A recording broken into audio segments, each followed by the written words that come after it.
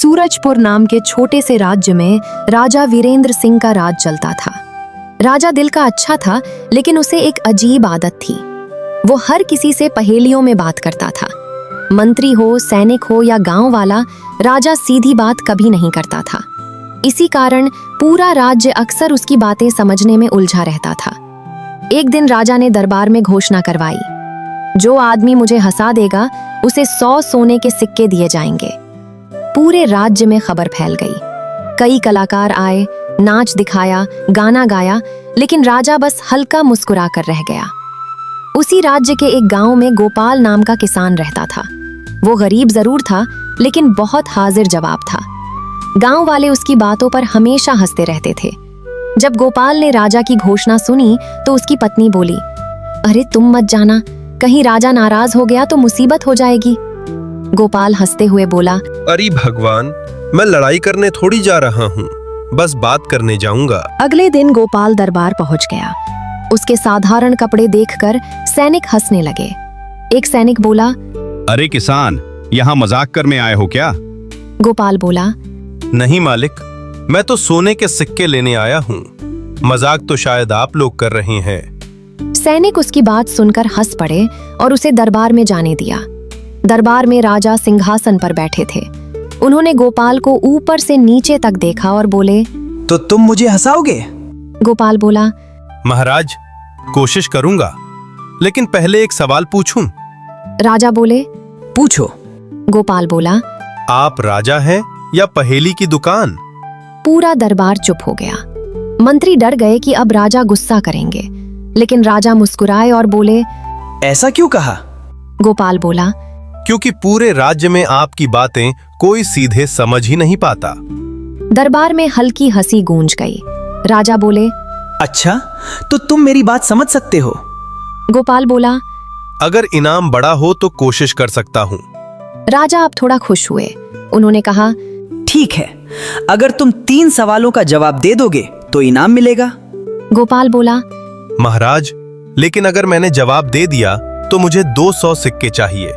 मंत्री तुरंत बोले, अरे मूर्ख किसान, राजा से मोलभाव करता है। गोपाल शांत होकर बोला, मंत्री जी, बाजार में सब्जी वाला भी मोलभाव करता है, मैं तो फिर भी इंसान हूँ। दरबार में जोर की हंसी छूट गई।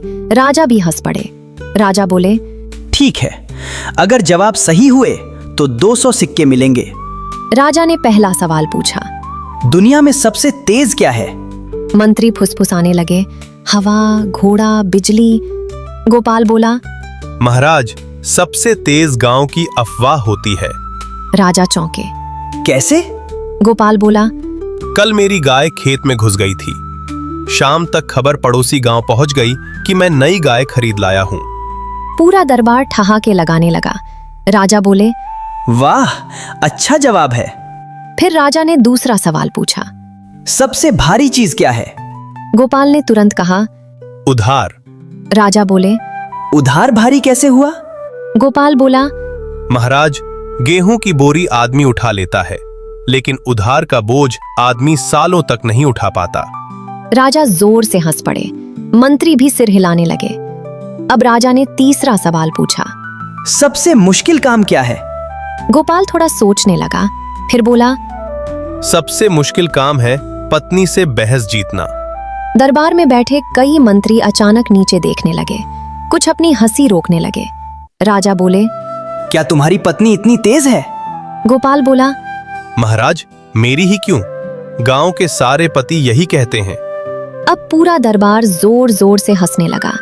राजा की आंखों से हंसी के आंसू निकल आए। राजा बोले, गोपाल, तुम सच में मजेदार आदमी हो। तभी मंत्री ने धीरे से कहा, महाराज, लेकिन सवाल खत्म हो गए। गोपाल बोला, नहीं मंत्री जी, अब मेरी बारी है। राजा हंसते हुए बोले, अच्छा, पूछो। गोपाल बोला, महाराज, अगर मैं आपसे एक सवाल पूछूं और उसका जवाब आपको ना आए तो क्या मुझे 400 सिक्के मिलेंगे? राजा आत्मविश्वास से बोले। हाँ, पूछो। गोपाल बोला, ऐसी कौन सी चीज है जो किसान के पास 2 होती है, गाय के पास 4 होती है और राजा के पास 1 भी नहीं होती? पूरा दरबार सोच में पड़ गया। मंत्री सिर खुजलाने लगे। राजा ने काफी देर सोचा लेकिन जवाब नहीं मिला। आखिर राजा बोले, हम हार गए, बताओ जवाब क्या है। गोपाल मुस्कुराया और बोला, महाराज जवाब है खेत। राजा चौंके, ये कैसा जवाब हुआ? गोपाल बोला, किसान के पास 2 खेत हैं, गाय 4 खेतों में घूमती है और राजा के पास अपना कोई खेत नहीं। दरबार में फिर हंसी गूंज उठी। राजा इतने खुश हुए कि उन्होंने गोपाल को 400 सोने के सिक्के दे दिए। मंत्री ने हैरानी से पूछा, महाराज, आपने तो 200 सिक्कों की बात कही थी। राजा बोले, बाकी 200 सिक्के इस बात के हैं कि इतने दिनों बाद किसी ने दरबार में हमें खुलकर हंसाया है। गोपाल ने सिक्के उठाए और बोला, महाराज, अगर अगली बार और हंसना हो तो गांव आ जाइए, वहां तो लोग बिना पैसे के भी हंसा देते हैं। राजा फिर हंस पड़े। उस दिन के बाद राजा ने पहेलियों में बात करना थोड़ा कम कर दिया और जब भी उनका मन उदास होता वे गोपाल किसान को दरबार में बुला लेते। गोपाल आता, 2-4 मजेदार बातें करता और पूरा दरबार हंसी से गूंज उठता।